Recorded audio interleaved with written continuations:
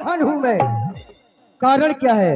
हे भोलेनाथ, हे जगत गुरु, हे महेश, हे शिव शंभु, मेरा मार्गदर्शन करो। आखिर ये सावधान की ध्वनि कहां से आ रही है? क्योंकि ये अकस्मात ध्वनि गूंज गई, श्रवणों में मेरे ज्ञात नहीं। कह रहा कौन किस भ्रांतर से, तंत्रिया हृदय की क्यों नहीं। ऐसा न कभी अवसर आया, अब किस बात से कहूं शांति। बस करूं याचना शंकर की, मर्दन कर देंगे वही भ्रांति। ओम नमो नमः शिवाय, नमो नमः। ओम नमः शिवाय।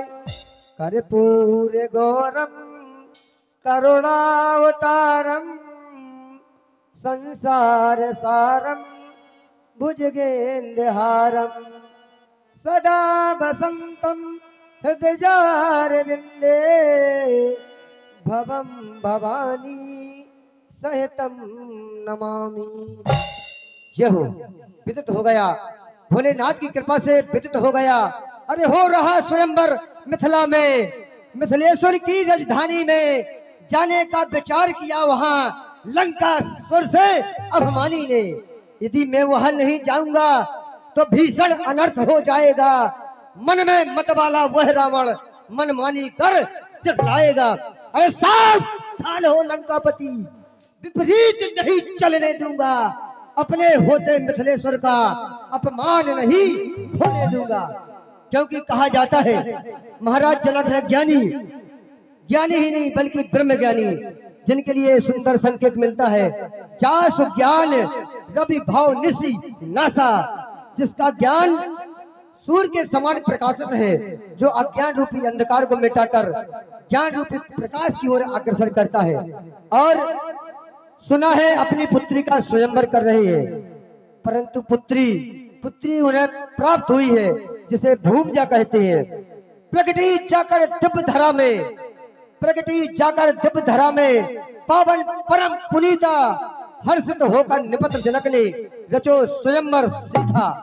इसलिए अरे करूं प्रस्ताव मिथिला को, यही आज्ञा पुरारी की। ना मिटूंगा कभी शेष उस गंग धारी की। वहां दशानन के आनंद को आज चाक करके मोड़ूंगा। अनर्थी बने पछाड़ूंगा ना छोड़ूंगा। मिलेंगे स्वर्गलंका, उनके दर्शन पाऊंगा। जनक की रंगशाला में सुशोभित सुमन चाहूंगा। परंतु जब मैं आकाश की ओर दृष्टिगोचर करता हूं तो बहरा कच्छप दिग्गज सभी अपने अपने विमानों से बड़ी तीव्र गति से जा रहे हैं।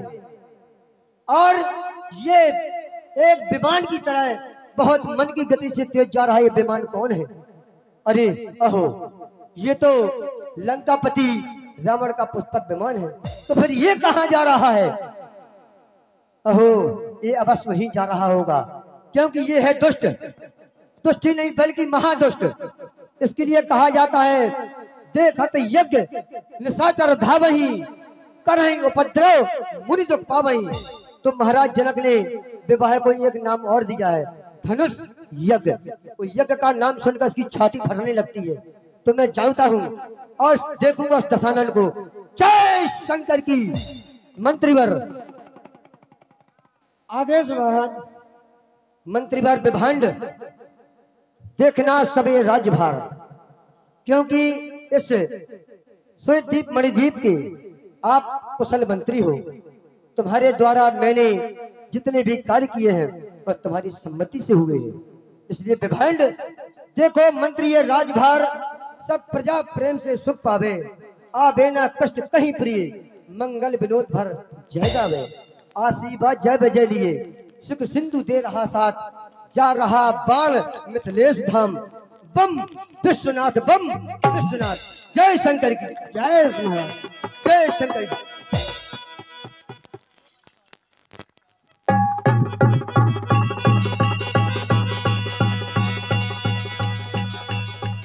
आ गया हूँ पावनपुरी मिथिला में, जहाँ पर सुंदर स्त्रियों के सुंदर गीत गुंजार हो रहे हैं।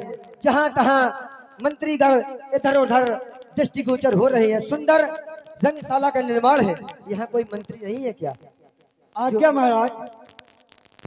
मंत्रीवर प्रसन्न हो, कहो मिथिलेश से, सोनितपुर से बाणासुरपात मिथिलेश धाम में आया है। जा कहो शीघ्र ध्वज से आगमन संदेश पठाया है। हमारे आगमन का संदेश कहो और कहना कि तुम्हें बलिपुत्र बाणेश याद कर रहे हैं और प्रथम द्वार पर खड़े हैं। अब पूछे कौन बाणेश? कहना वही बाणेश दानव कुलभूषण, जिसके बाद ब्रह्मा पुत्र कश्यप, कश्यप पुत्र हिरण्यकश्यप पुत्र प्रहलाद पुत्र बेरोचन पुत्र बलि, और ये बलि पुत्र आज बाणासुर। अब बस जान जाएंगे, अवगत कराओ। जो आज्ञा महाराज। महाराज के चरणों में सेवक का प्रणाम स्वीकार हो।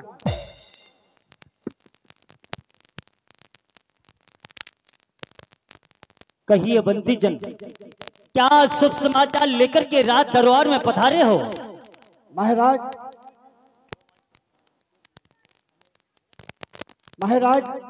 पाताल लोक से बारिश पधारे हैं, वह आपसे तुरंत मिलना चाहते हैं। क्या कहा बंदीजन? अवश्य महाराज। हमारे गुरु भ्राता बाणेश इस मिथिला नगरी में पधार गए हैं। जी महाराज। मेरा कितना बड़ा सौभाग्य है, आज कितनी बड़ी बड़ी विभूतियों के दर्शन मुझे हो रहे हैं। चलिए प्रथम ड्योढ़ी पर पहुंचकर उनका स्वागत किया जाए। चलिए महाराज। जय शंकर की गुरु भ्राता, जय शंकर की गुरु बंधु, जय शंकर की। जय शंकर की।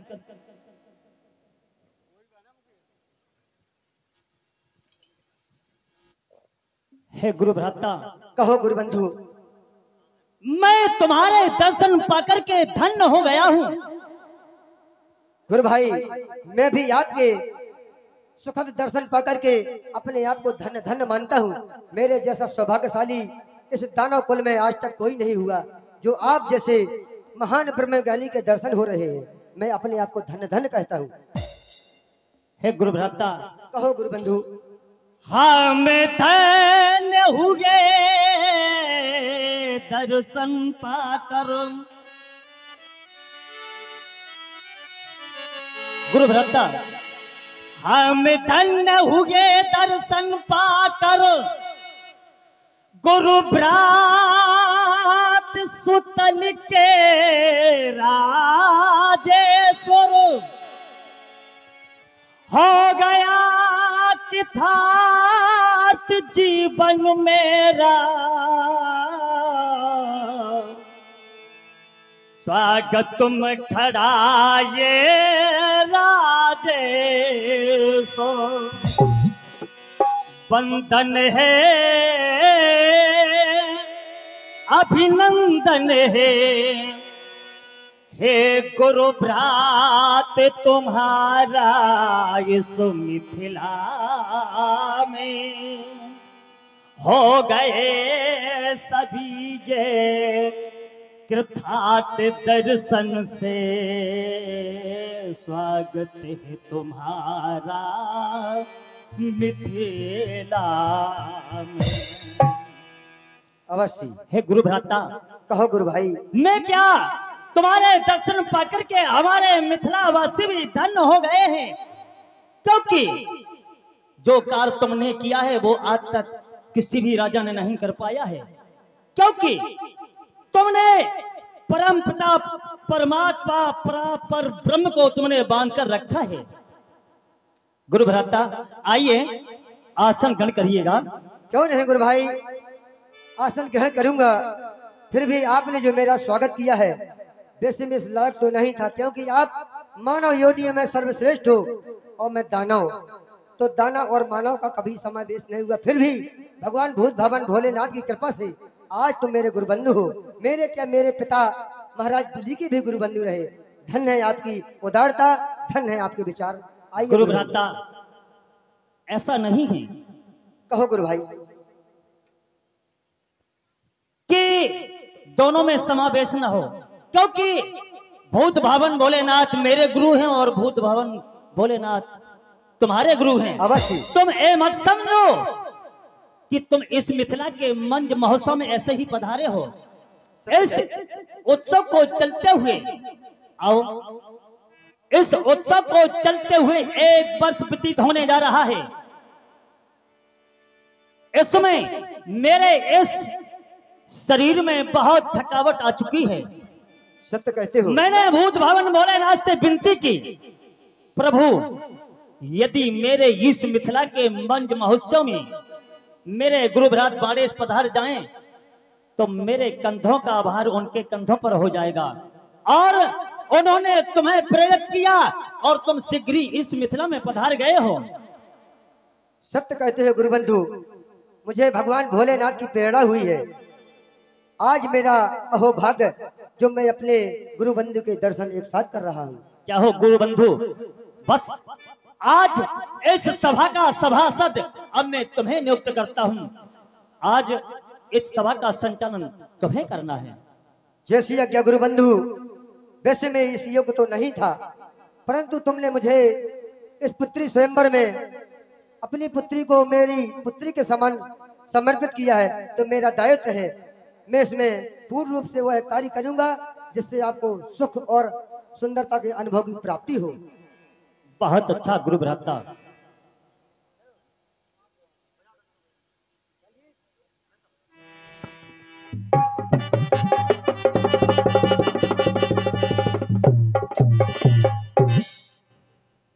राजा जनक के द्वारा शंकर भगवान के धनुष का खंडन। राजा जनक, यह कार्य उचित नहीं है। राजा जनक है ज्ञानी, ज्ञानी ही नहीं बल्कि ब्रह्म ज्ञानी। राजा जनक के द्वारा ऐसा कार्य कराया जा रहा है, इसमें कुछ ना कुछ भेद जरूर छुपा है। कहीं ऐसा तो नहीं राजा जनक धनुष के माध्यम से ईश्वर की खोज कर रहा है, क्योंकि शंकर भगवान के धनुष है, शंकर भगवान का धनुष है। इसे कोई साधारण मनुष्य, कोई राजा इसे तोड़ नहीं सकता। इसका खंडन ईश्वर के द्वारा ही होगा। राजा जनक, ईश्वर की खोज करने वाला तो मैं हूं। ईश्वर की खोज करने वाला रावण है, रावण।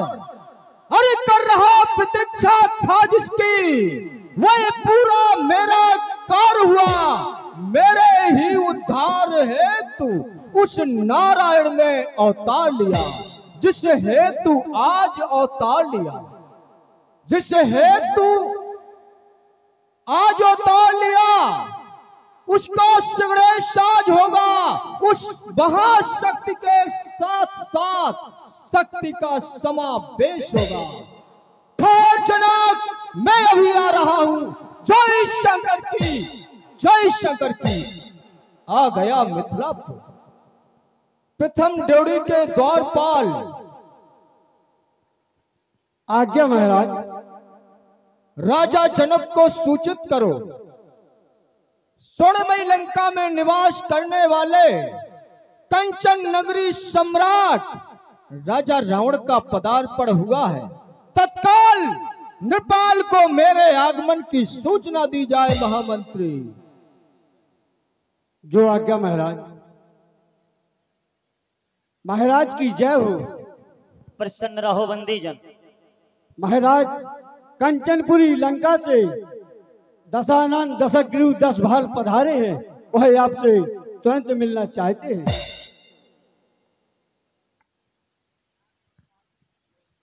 बंदीजन, क्या कहा कंचन नगरी के सम्राट? अवश्य महाराज। 4 वेद 6 शास्त्र 18 पुराण के प्रकांड विद्वान जी महाराज। लंकेश इस मिथिला नगरी में पधार गए हैं।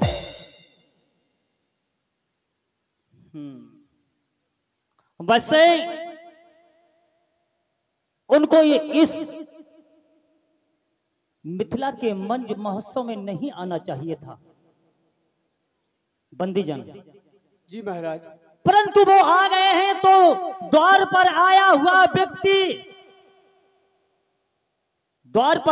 हुआ व्यक्ति सम्मानित होता है, अतिथि होता है, चल करके उनका स्वागत करना चाहिए। कैसी आज्ञा महाराज। चलिए।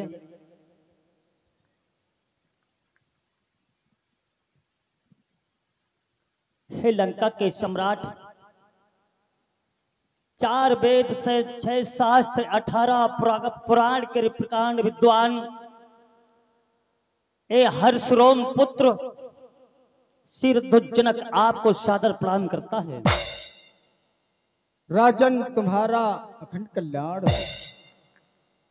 मिथिला के प्राण इस अधिवेशन के अधिष्ठ यम नियम आसन प्राणायाम प्रत्याहार ध्यान धारणा समाधि आदि के प्रमाचार सर्वांत मुखी प्रतिभा संपन्न शिष्टता सौम्यता सभ्यता सहिष्णुता के स्वामी सत्यवादी समदर्शी सीरध्वज यम नियमों का पालन करके आसन प्राणायाम प्रत्याहार ध्यान धारणा कर्षमारी अभियान सिद्ध हो गया।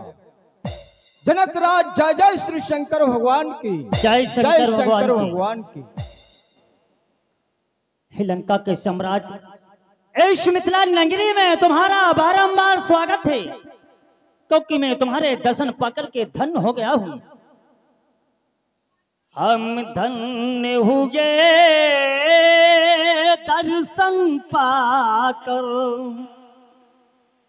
हे लंका के सम्राट, हम धन्य हुए दर्शन पाकर। हर्षित हो गई ये मिथिला तमाम।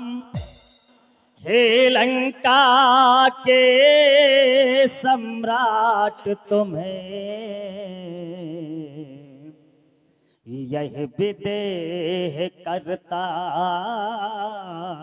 प्रणाम। शब मंच सजे महिपालन से, जिसमें रघुकुल मणि लखन राम। हे लंका के सम्राट तुम्हें यह विदेह करता प्रणाम। तुम 4 वेद 6 शास्त्र निधि ज्ञानी पंडित कहलाते हो। तुम में बल 20 भुजाओं का, इसलिए दशानन कहलाए हो। हे लंका के सम्राट, ये जनक आपका बार बार वंदन करता है। विदेहराज, हे निमराज तुम्हारे मन अंधर, हे निमराज तुम्हारे मन अंधर भक्ति का भरा भंडार रहे।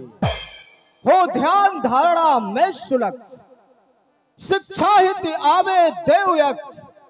हो रिद्ध सिद्ध सन्मुख प्रत्यक्ष, बस ब्रह्म ज्ञान ही रहे लक्ष्य। सत्यम शिवम सुंदरम का इस मिथिला में पूर्ण प्रचार रहे। निमराज तुम्हारे मन अंधर भक्ति का भरा भंडार रहे। निमराज तुम्हारे मन अंधर भक्ति का भरा भंडार रहे। जय हो। श्री राधे। लेकिन और परम सम्मानीय घनसू बाबा इमलिया, इनकी ओर से 21 रुपया दान कर रहे हैं। बहुत बहुत धन्यवाद, बहुत बहुत साधुवाद। जानना ये चाहता हूं कि आज मिथिला की छटा कुछ अलौकिक है, क्योंकि मुझे यहां लंका से भी अधिक सुंदरता दिखाई दे रही है।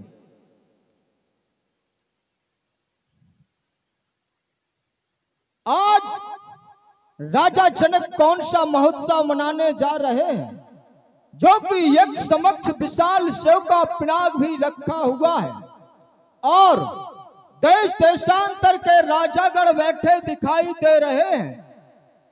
विदेहराज, इस समय तुम कौन सा महोत्सव मनाने जा रहे हो? हे लंका के सम्राट, इस समय मैं अपनी पुत्री सीता का विवाह करने जा रहा हूं। उसी में ये मकसाला की अद्वितीय छटा है और तुम देख रहे हो विशाल शिव का पिनाक रखा हुआ है।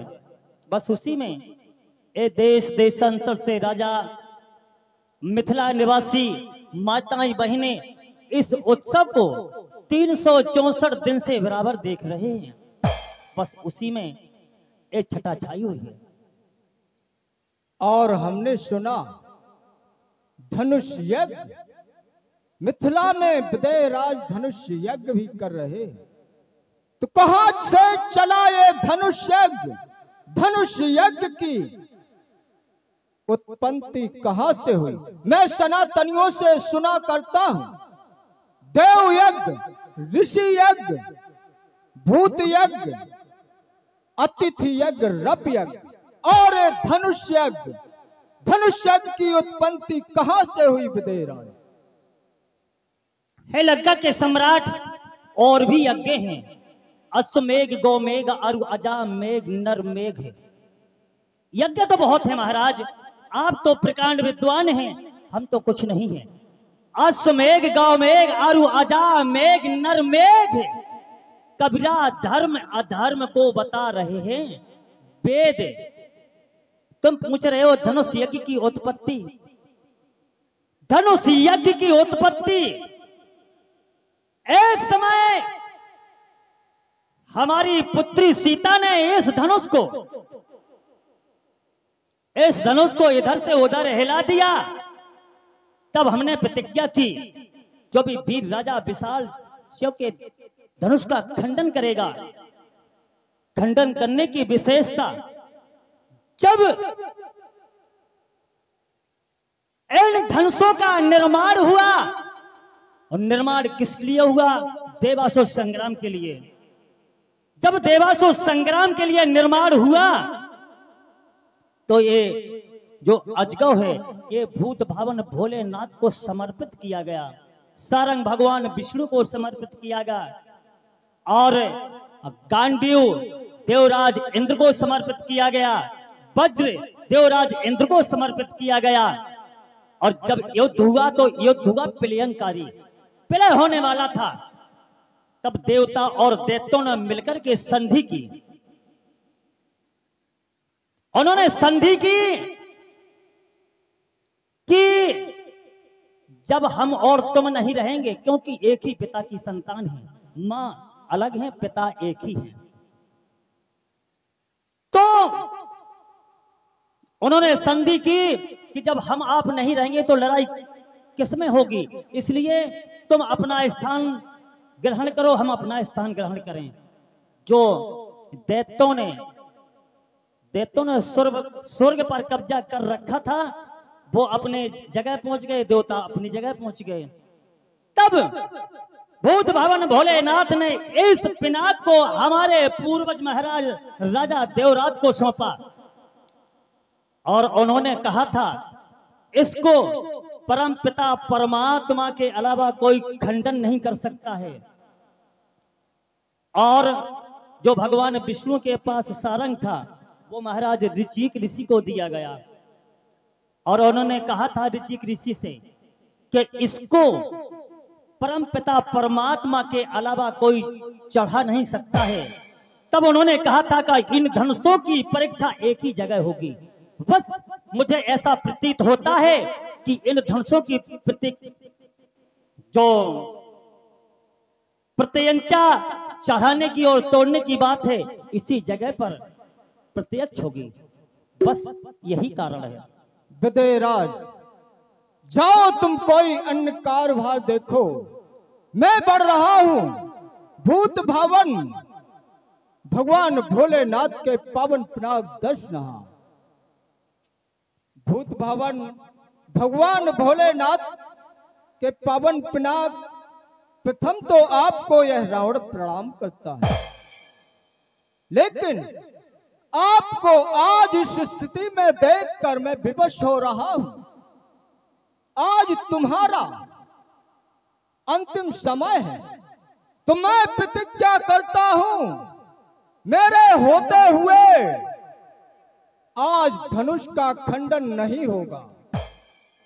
कोई भी राजा महाराजा, देवजक्ष, गंधर्व, किन्नर, कोई भी इस धनुष को तोड़ेगा नहीं जब तक रावण यहां पर मौजूद रहेगा।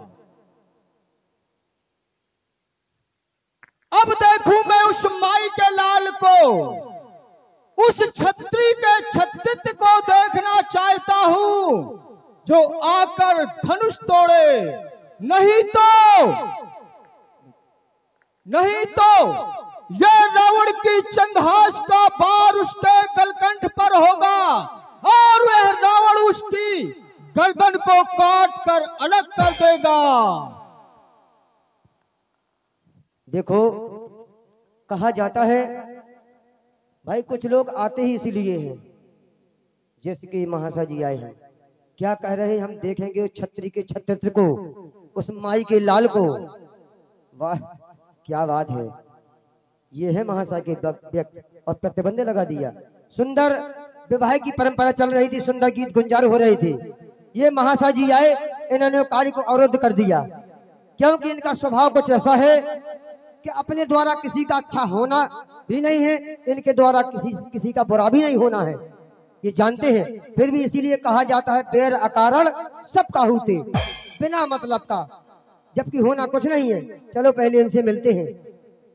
श्रीमान जी पौलत कुलभूषण वेदाध्यायी श्री रावण जी, जय जय शंकर भगवान की।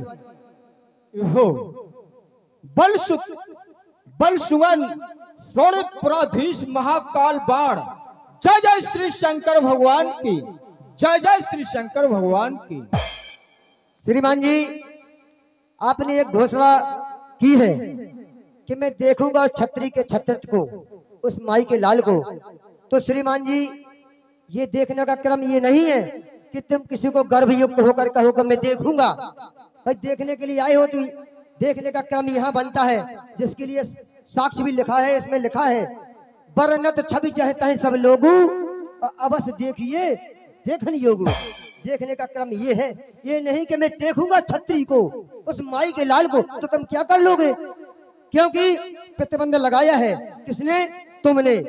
और इस स्वयंवर को जिसने सुचारू रूप से संचालित किया है वही इसको विराम देगा। तुम्हारी ये लंका नहीं है कि जैसा तुम चाहो सब वैसा ही होगा, ऐसा कुछ नहीं होगा। देखना है तो बैठ करके देखो, इस प्रकार सभी लोग देख रहे हैं। बैठ कर देखे, क्या कोई तमाशा हो रहा है? बैठकर हम नहीं देख सकते। बाणासुर जी, कहो श्रीमान जी। सुनो, सब जनकपुर की प्रजा, नर नारी, बालक, वृद्ध सभी चिल्ला चिल्ला कर कह रहे हैं, जहां तहां छवि वर्णत सब लोगों, अब अवश्य देखिए देखन जोगु। जो देखने योग्य है उसे ही देखना चाहिए। सत्य कहते हो श्रीमान जी। फिर और यह शंकर भगवान का धनुष है, हमारे गुरु शंकर भगवान हैं। हम अपने होते हुए इस धनुष का खंडन नहीं होने देंगे, क्योंकि इसीलिए हमने कहा कि शंकर भगवान का धनुष है।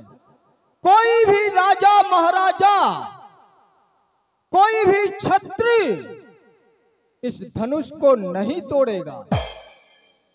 श्रीमान जी देखो, यहाँ एक व्यवस्था है, क्योंकि तोड़ में ही जोड़ है और जोड़ में ही तोड़ है। जब लगे ये टूटेगा नहीं, जब लग कोई जुड़ेगा नहीं। तो ये तुम अपनी भाषा का प्रयोग मत करो, ये अनीति भरी भाषा ना बोलो कि जिसपे कि यहाँ पर जो अव्यवस्था हो रही है तुम्हारे द्वारा, इसको व्यवस्थित करो। और तोड़ने वाला माई का लाल होगा और छत्री ही होगा, ये ध्यान रखना। और उसको वही इस धनुष को तोड़ेगा। श्रीमान जी, यदि माई का लाल बनकर आ जाए और धनुष तोड़ डाले, हमें कोई आपत्ति नहीं। और कोई छत्री नहीं, छत्री का भेष धारण करके आ जाए, धनुष का खंडन कर दे, हमें कोई आपत्ति नहीं है। और अन्यथा कोई भी धनुष छूने की कोशिश करेगा तो उसको मार डालूंगा, काट डालूंगा, छोड़ूंगा नहीं। वाह श्रीमान, देखो ये है इनके विचार। भाई किसी की पुत्री का विवाह हो रहा है, बस ऐसा ही करना चाहिए था जैसा तुम सोच रहे हो।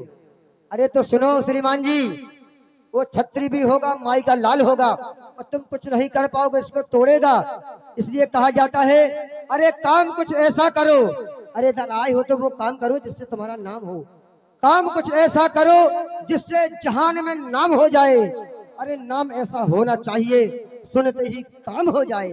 ये ना बकवास करो कि ये धनुष नहीं टूटेगा। अनीति का सहारा मत लो, ये अनीति ना करो वरना पछताओगे।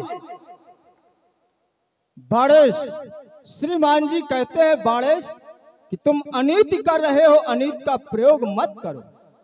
और मुझे लगता है कि शायद मुझ जैसा धर्मात्मा आज तक पैदा ही नहीं हुआ है और मुझ जैसा महात्मा आज तक जन्मा ही नहीं और ना कभी जन्मेगा। और मैं अनीत कर रहा हूं, तो मुझे बताएं श्रीमान जी, मैंने क्या अनीत की है, क्या अनीत कर रहा हूं? श्रीमान जी, तुम्हारे तो वंशावली में ही अनीति होती आई है, क्योंकि तुमने पुलस जैसे विमल वंश में जन्म लेकर के तुमने अनीति की बात कर रहे। अरे अनीति तो तुमने वो की है, कर रहे अनीत जाए नहीं बरनी, जिसका वर्णन तक नहीं हो सकता, वो अनीति की है तुमने। कर रहे अनीत जाए नहीं बरनी, सीता ही विप्र धैन सुर धरनी। तुमने 4 चरण होते धर्म के, चारों पर तुमने आतंक किया है। और क्या कह रहे हो, मैं धर्मात्मा हूँ, तुम्हारे जैसे सभी लोग हो जाएं तो देश का तो कल्याण हो जाएगा। यानी 16 दूनी 8, और ये राजनीति का पाठ तुम स्वयं सीखो, यहाँ ना व्यवस्था फैलाओ।